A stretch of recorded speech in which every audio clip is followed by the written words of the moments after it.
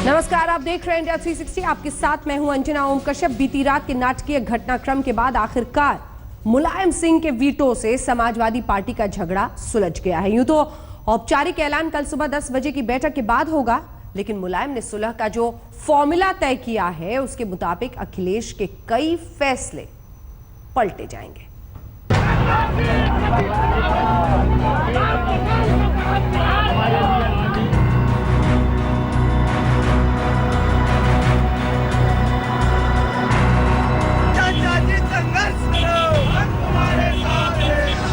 सियासत के बदलते रंग से सराबोर होना है तो समाजवादी पार्टी की अंदरूनी राजनीति को गौर से देखिए। ये ख्वाहिश भी पूरी हो जाएगी। वर्चस्व, अधिकार और अहम की रेस में फिलहाल चाचा शिवपाल सिंह यादव अपने भतीजे अखिलेश यादव से एक कदम आगे दिखाई दे रहे हैं। सूत्रों के मुताबिक मुलायम ने सुलह का जो फॉर्मूला निकाला है वो कुछ ऐसा है। शिवपाल कैबिनेट मंत्री रहेंगे। शिवपाल से लिए गए सभी 8 मंत्रालय उन्हें वापस होंगे। इसके अलावा शिवपाल यूपी समाजवादी प्रदेश अध्यक्ष भी बने रहेंगे। हालांकि अखिलेश को भी विधानसभा चुनाव के लिए टिकट बंटवारे में अहम भूमिका रहेगी। मंत्रिमंडल से हटाए गए गायत्री प्रजापति को फिर से बदले विभाग के साथ मंत्री बनाया जाएगा। अहम खबर यह भी है कि अमर सिंह पर भी कार्रवाई हो सकती है। कोई मतभेद नहीं। अभी हमारे हम तो चले आए थे, फिर अभी वे ये चले गए हैं। मैंने दोबारा आप काम कैसे चले आगे बढ़े चुनाव के लिए, उसके लिए मैंने मीटिंग कराई। उसके बाद आ जाएगी। कोई कहीं किसी प्रकार का मतभेद नहीं। हमारे रहते पार्टी में कोई फूट नहीं हो सकती। सुबह 9:30 बजे शिवपाल के घर मंत्रिमंडल से बेदखल और शिवपाल समर्थक गायत्री प्रजापति पहुंचे। कुछ ही देर में करीब 10:30 बजे विधानसभा अध्यक्ष माता प्रसाद पांडे भी शिवपाल के घर पहुंचे, शायद मुलायम का कोई संदेशा शिवपाल को देने के लिए। 11 बजे शिवपाल मुलायम सिंह के घर पहुंचे, लेकिन दोनों की मुलाकात महज 7 मिनट में पूरी हो गई और वो वापसी में भी दफ्तर की जगह घर पहुंच गए। इसके आधे घंटे बाद सीएम अखिलेश पहुंचे मुलायम के घर, जहां उनकी मीटिंग दोपहर 12 बजे तक चली। दिन के आखिर में अखिलेश ने कह दिया कि जो नेताजी कहेंगे वैसा ही होगा। बड़े भाई की ताकत के बूते और मुलायम पड़ते अखिलेश को देखकर शिवपाल ने भी बार बार कहा, जो नेताजी कहेंगे वही करूंगा, पार्टी के लिए काम करूंगा। हम सब लोग नेताजी के साथ हैं। हम सब लोग हर परिस्थिति में नेताजी के साथ हैं और नेताजी का संदेश हमारे लिए आदेश है। देखिए, नेताजी के नेतृत्व में मुझे काम करना है। नेताजी के नेतृत्व में हमें काम करना है। सभी लोग जो महत्वपूर्ण लोग हैं, उपेक्षित लोग हैं, बहुत से लोग उपेक्षित हुए हैं और बहुत से लोगों के साथ जाति भी हुई है। सबको इकट्ठा करेंगे। अखिलेश यादव ने कहा है कि वो सब मंत्री पद देने को तैयार हैं, लेकिन चुनाव के समय जो पार्टी में टिकट बंटवारे का हक है, टिकट बंटवारे का जो पावर्स हैं वो उनको चाहिए, तो उनको चाहिए और पावर्स उनको चाहिए। तो ऐसे स्थिति में क्या कोई मुलायम सिंह यादव बीच का रास्ता निकाल पाते हैं? कुल मिलाकर समाजवादी पार्टी के मुलायम परिवार के सबसे बड़े झगड़े को सुलझाने की शक्ल दी जा रही है, लेकिन आशंका ये भी है कि कहीं इससे भी बड़ा तूफान भविष्य की गोद में तो नहीं बैठा है। महासिद्दीकी और अनूप श्रीवास्तव के साथ बालकृष्ण, लखनऊ, आज तक। तेवर कितने बदलते हैं अभी देखना बाकी है, ऐसा सभी कह रहे हैं। इस बीच आपको तेवर दिखाते हैं बाहुबली आरजेडी के पूर्व सांसद शहाबुद्दीन की। फिर से जेल जाने की तलवार एक तरह से उन पर जरूर लटक रही है। जमानत के खिलाफ सुप्रीम कोर्ट में 2 याचिका दाखिल हुई है, एक नीतीश सरकार ने तो दूसरी तरफ एक पीड़ित परिवार की ओर से। हालांकि शहाबुद्दीन ने हनक में यही कहा, जेल भेजना है भेज दो। सीवान के बाहुबली शहाबुद्दीन जेल से रिहा क्या हुए?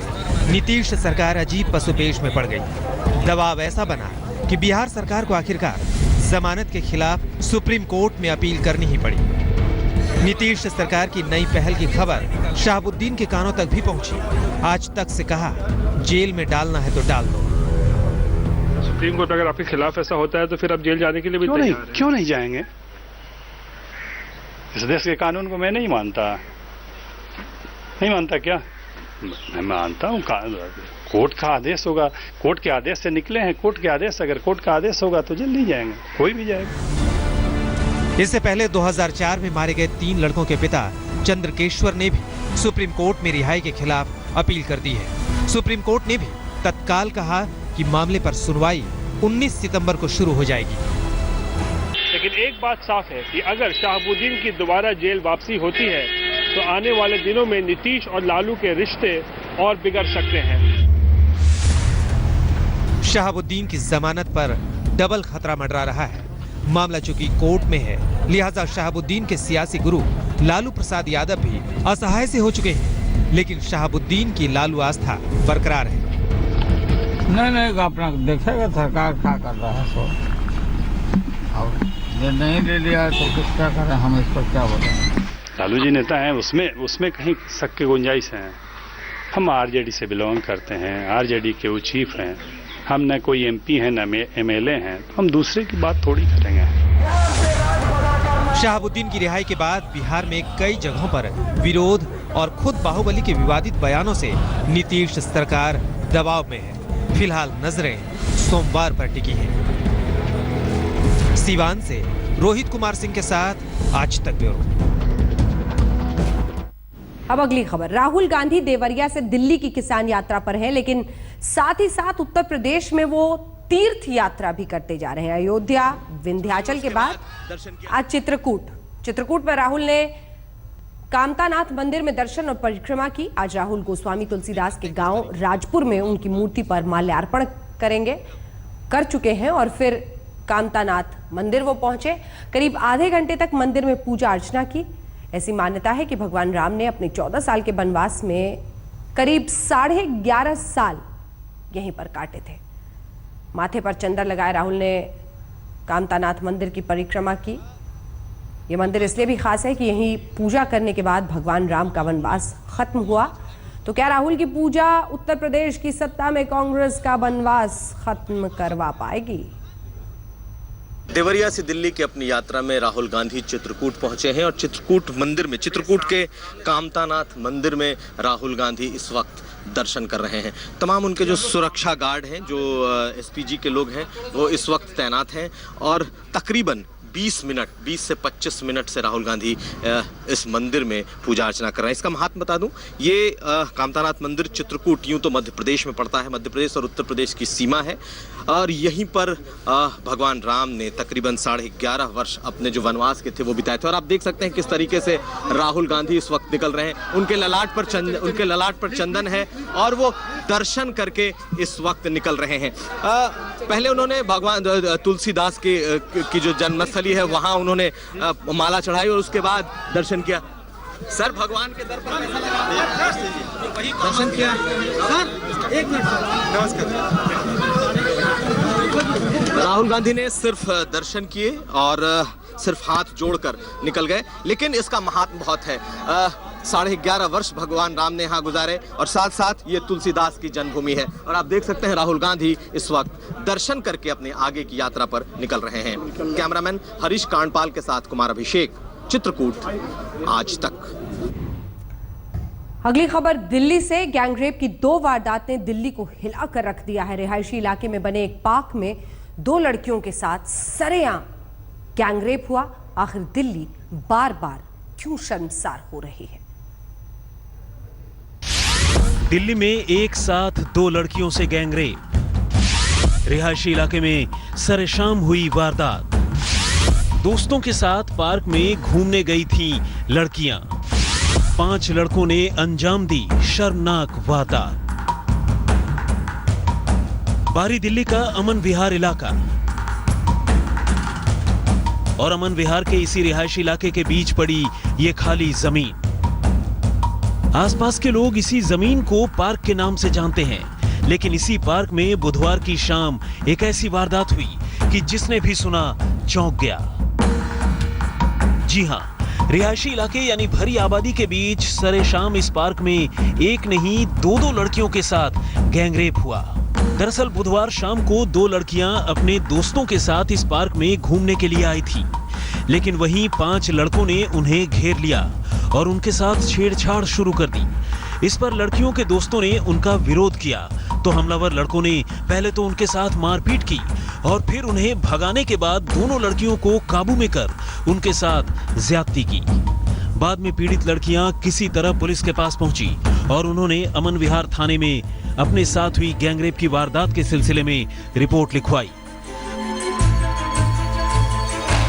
हालांकि इस वारदात के बाद पुलिस भी हरकत में आई और उसने आनन फानन में 4 लड़कों को हिरासत में ले लिया। हालांकि छानबीन के दौरान 4 में से 2 लड़कों ने दावा किया कि वो तो नाबालिग हैं। इस पर पुलिस ने अस्पताल में उनकी मेडिकल जांच करवाई। इस मामले में यकीनन पुलिस ने फौरी कार्रवाई करते हुए आरोपियों को पकड़ लिया, लेकिन इस वारदात ने साबित कर दिया है कि किस तरह दिल्ली के बदमाशों में कायदे कानून का कोई भी खौफ नहीं है। 5 लड़कों ने दोनों लड़कियों के साथ छेड़छाड़ की, उसके बाद गैंगरेप की वारदात को अंजाम दिया। बहरहाल पुलिस ने इस सिलसिले में मामला दर्ज किया है, आरोपियों को गिरफ्तार कर लिया है, लेकिन इस वाकये ने एक बार फिर दिल्ली में महिलाओं की सुरक्षा पर जरूर सवाल खड़े कर दिए। बहरहाल मामले की जांच जारी है। कैमरा सत्येंद्र और अनुज मिश्रा के साथ चिराग गुठी, दिल्ली, आज तक। इंडिया 360 में एक बार फिर से आपका स्वागत है। गुजरात के गिर सोमनाथ से हैरान करने वाली तस्वीरें सामने आई हैं। यहाँ समंदर में हाई टाइड के बीच कुछ लोग एक शख्स का अंतिम संस्कार करने जा रहे हैं। जिस वक्त समंदर के बीच ये लोग शव को लेकर जा रहे थे, उसी वक्त समंदर में जबरदस्त हाई टाइड आ गई। मगर अपनी जान की परवाह किए बगैर ये लोग हाथ में शव को उठाए लहरों को पार करते रहे। दरअसल सोमनाथ में समंदर किनारे गांव बसा है। गांव के पास शमशान भूमि है, मगर समंदर की लहरें अक्सर रास्ते में बाधक बनती हैं। इस बार भी ऐसा ही हुआ, मगर इन लोगों ने लहरों को पार कर बुजुर्ग शख्स का आखिरकार अंतिम संस्कार किया।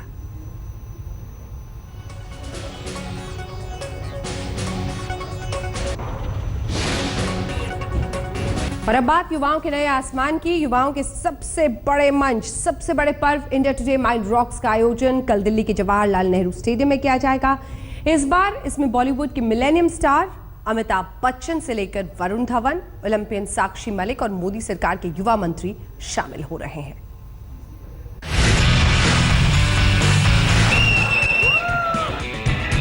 जगमग रोशन माहौल,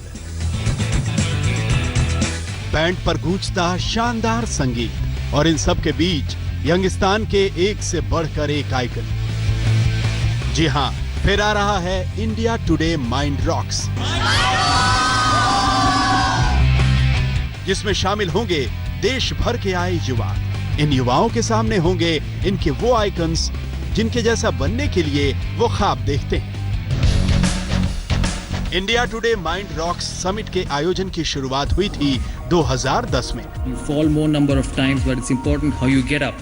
We have a lot that we've achieved.